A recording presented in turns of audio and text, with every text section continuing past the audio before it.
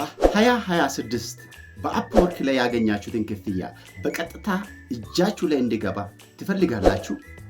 ዛሬ እዚህ ቪዲዮ ላይ አብዛኞቹ ፍሪላንሰሮች የሚያጨቃጭቃችሁ ሁለት ትላልቅ አማራጮች ፓይፓል እና ፓዮኒር በዝርዝር እናነጻጽራለን።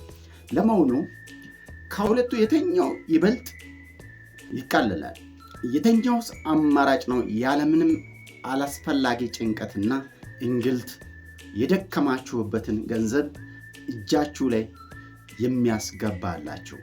ብዙ ፍሪላንሰሮች መረጃ ስለሌላቸው ብቻ ከፍተኛ ኮሚሽን ይቆረጥባቸዋል ወይም ብራችሁ መንገድ ላይ ይታገዳል። እናንተ ግን ይህን አደጋ እንዳይደርስባችሁ የሁለቱን ጥቅምና ጉዳት እንዲሁም የኢትዮጵያ ተጨባጭ ሁኔታ ያገናዘበው ምስጢር አሁኑ በምስጢር እንየው። ቪዲዮን እስከ መጨረሻ ተከታተሉ። ፓይፓል ህጋዊነትና ማውጣት።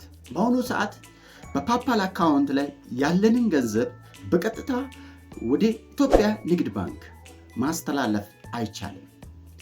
ይህም የሆነው በሀገራችን ባለው የባንክ አሰራር ገደብ ምክንያት ነው። ፓይፓል በኢትዮጵያ አድራሻ ገንዘብ ለመቀበል ሪሲቭ ለማድረግ ስለማይፈቅድ ነው።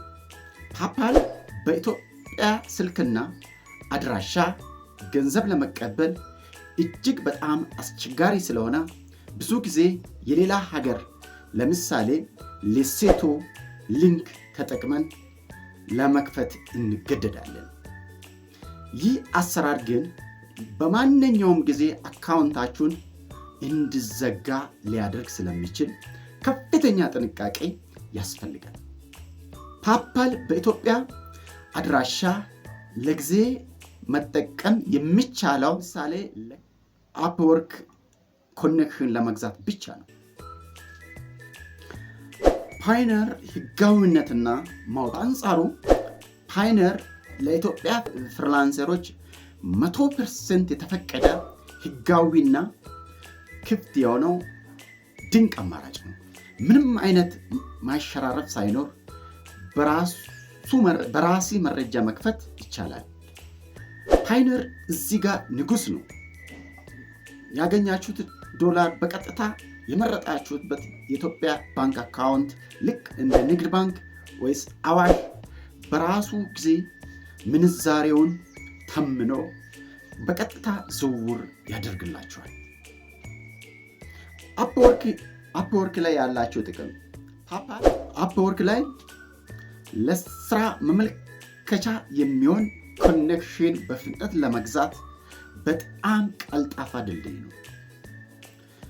ፓዮኒር ግን አካውንቱ እንደከፈታችሁት የራሳችሁ የአሜሪካ የባንክ አካውንት ቨርቹዋል ዩኤስኤ ባንክ አካውንት በነፃ ስለሚሰጣችሁ ያንን ከአፕወርክ ጋር በማገናኛት ትላልቅ ክፍያዎችን በሰላም ለመቀበል ፍጹም ተመራጭ ነው። አሁን ሁለቱንም አካውንት እንዴት እንደምንከፍል ደረጃ በደረጃ እንየው። መጀመሪያ በፓይፓል እንጀምር። ጉግል ክሮም ላይ በመግባት ምስጢራዊ ገጽ ክፈቱና paypal.com/ls ወይም ሌሶቶ ብላችሁ ጻፉ። ሌሶቶ የምንጠቀምበት ገንዘብ ለመቀበል ስለሚፈቅድ ነው። ከዛ በመቀጠል ሳይን አፕ ፎር ፍሪ የሚለውን ትጭናላችሁ። ከምርጫዎቹ ውስጥ የግድ ቢዝነስ አካውንት የሚለውን በትክክል ምረጡ። በመቀጠል ንጹህ ጂሜል እና ጠንካራ ፓስወርድ አስገቡ። በመታወቂያቸው ላይ ያለው ሙሉ ስም በትክክል ሙሉ። የሀገር ምልክት ወደ ኢትዮጵያ ትቀይራላችሁ። የራሳችሁን ትክክለኛው ስልክ ቁጥር አስገቡ። ከዛ ቢዝነስ አይነት ሲጠይቃችሁ ኢንዲቪዥዋል ኦር ሶል ፕሮፕራይተርሺፕ የሚለውን ምረጡ። ፓይፓል ወይም ፓዮኒር አካውንት ሲከፍቱት የቢዝነስ አይነት ምርጫ ላይ ኢንዲቪዥዋል ወይም ሶል ፕሮፕራይተርሺፕስ መምረጥ ያለበት ዋናው ምክንያቱ የሚከተሉት ናቸው።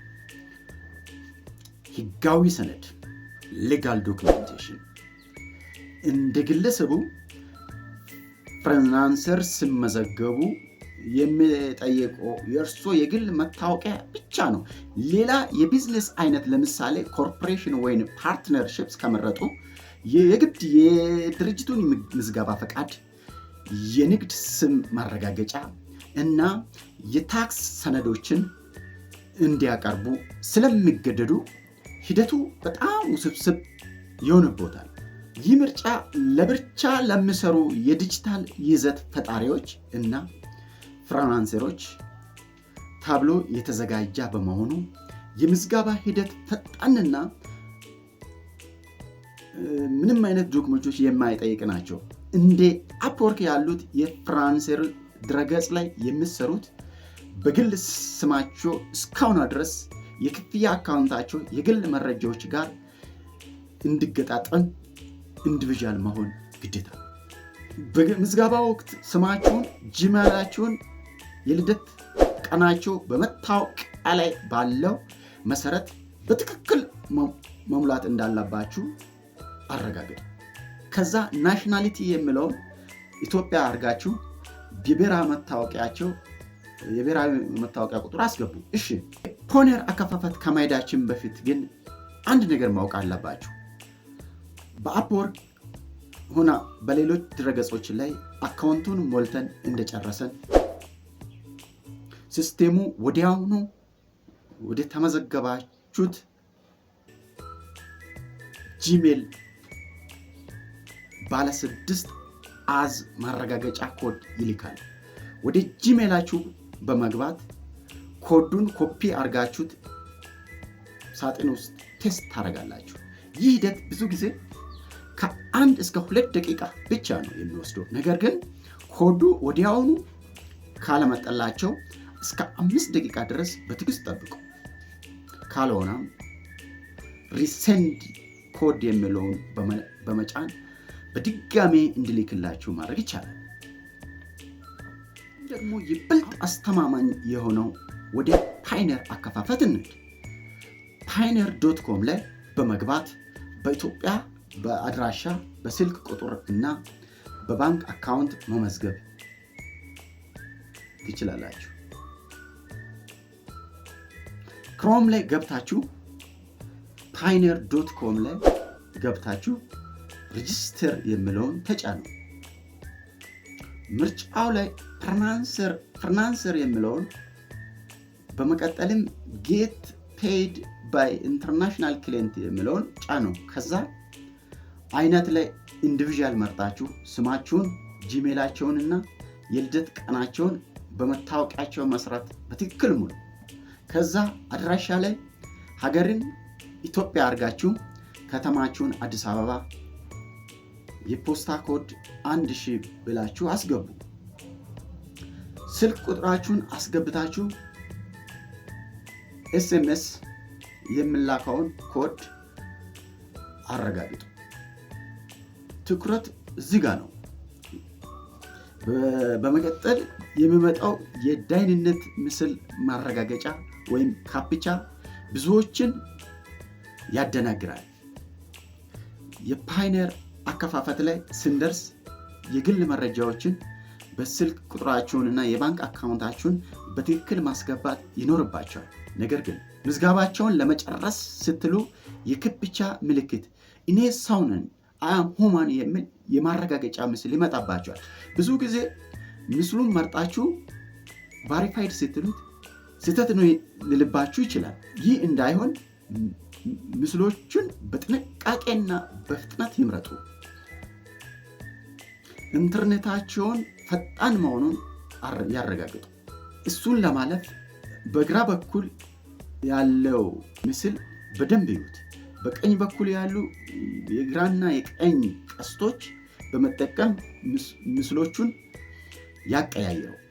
ሁለቱ የተቆራረጡት ቁርጥራጮች አንድ ላይ ሲገጠሙ በግራ በኩል ያለው ምስል የሚሰጡን በጥን ትክክለኛ ጥምረት ሲያገኙ ሳብሚት በሉት። በጣም ካስቸገራችሁ ከታች ያለውን የጆሮ ማዳመጫ ወይስ አውዶ የሚለውን ምልክት በመጫን ድምፅ ሰምታችሁ ቁጥራችሁን በማስገባት በቀላሉ ማለፍ ትችላላችሁ። ለምሳሌ 5 አማራጮች ይመጣሉ። የተለያዩ የወፎች ድምፅ ያሰማል። አንዱ የውሻ ወይስ የድመት ሊያሰማ ይችላል። የተኛው ነው ኦድ ብሎ ይጠይቃቸዋል። ስለዚህ ኦዱን በመምረጥ በቀላሉ ካፕቻን ማለፍ ትችላላችሁ። በጥቂት ቀናት ውስጥ ማረጋገጫ ይደርስላችኋል። ፖይነር ከአፕወርክ ጋር እንዴት እናገናኛለን?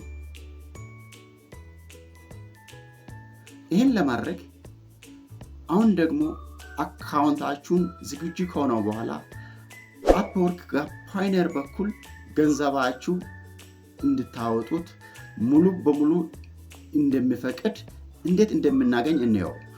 አሁን ወደ አፕወርክ አካውንታችሁ ሂዱና ፕሮፋይል ፎቶዋችሁን ትጭናላችሁ። ከዛ ሴቲንግ የሚለውን ምረጡት። በግራ በኩል ባለው ሜኑ ላይ ጌት ፔይድ የሚለውን ተጫኑ። ከዛ ባይ ፔመንት ሜትድ ስር አድ ሜትድ የሚለውን ፈልጋችሁ ተጫኑ። የፖይነር ምልክት መርጣችሁ ሴት አፕ በሉት። አዲስ ትንሽ መስኮት ይመጣል። ከዛ በፊት የከፈታችሁትን የፖይነር አካውንት ካላችሁ already have a Poyner account fill here የሚለውን ሊንክ ትጭናላችሁ። መለያችሁን በማስገባት ወዲያውኑ ማገናኘት ትችላላችሁ። ከሌላችሁ ደግሞ በዚህ አዲስ መክፈት ትችላላችሁ። ከዚህ በመቀጠል የደህንነት መጠበቂያ ጊዜ እንዴት ነው? ለደህንነት ሲባል ፖይነሩ እንደ ክፍያ መቀበያ ካገኛችሁ በኋላ ለአፕወርክ ላይ ለ3 ቀናት ለደህንነት እገዳ ያደርጋል። እነዚህ 3 ቀናት ሲያልፍ አካውንታችሁ ሙሉ በሙሉ አክቲቭ ይሆናል። ማወቅ ያለባችሁ ክፍያዎች ከአፕወርክ ወደ ፖይነር ገንዘብ ባወጣችሁት ቁጥር አፕወርክ $2 ቋሚ ክፍያ ይጠይቃቸዋል። ስለዚህ በየጥቂቱ ከማውጣት ይልቅ የተወሰነው መጠን ዶላር እስከሚጠራቀም መጠበቅ የተሻለ ነው። አፕወርክ ወደ ሀገር ቤት ባንክ ስታዘዋወሩ ደግሞ ፖይነር ራሱ ምንዛሬ ወይስ ዝውውር ክፍል ያስባል። ይህም ማወቅ አለባችሁ። እንግዲህ ተመልካቾች 2026 አፕወርክ ላይ ውጤታማ ለመሆን የክፍያ አማራጮችን ማስተካከል የመጀመሪያ ላይ ግን የማይገባ ቢመስልም የፖይነር በኢትዮጵያ 100% ህጋዊ ድጋፍ ያለው እና በኢንተርኔት ያገኛችሁትን ዶላር በቀጥታ ወደ ሀገር ቤት ባንክ ማስገባት እጃችን ላይ ለማድረስ ምርጥ ድልድይ ነው። እንግዲህ ተመልካቾች የዛሬ ቪዲዮዎቼ ይህንን ይመስል ነበር። ፕሮፋይላችሁ 100% ማሟላት የመጀመሪያ እርምጃ ቢሆንም ደንበኞች ቀጥታ ወደ እናንተ መጥቶ ስራ እንዲሰጣችሁ የሚያደርጋቸው ዋናው ቁልፍ ግን የምትልኩት ፖርትፎሊዮ እና ፕሮፖዛል ነው። አውቃለሁ ብዙዎች ፕሮፋይል 100% ነው፣ ለምን ስራ አላገኘውም፣ ለምን እንዴት ነው የፋየር ሌተር እንዴት ነው የሚጻፈው እያላችሁ እየተጨነቃችሁ ነው።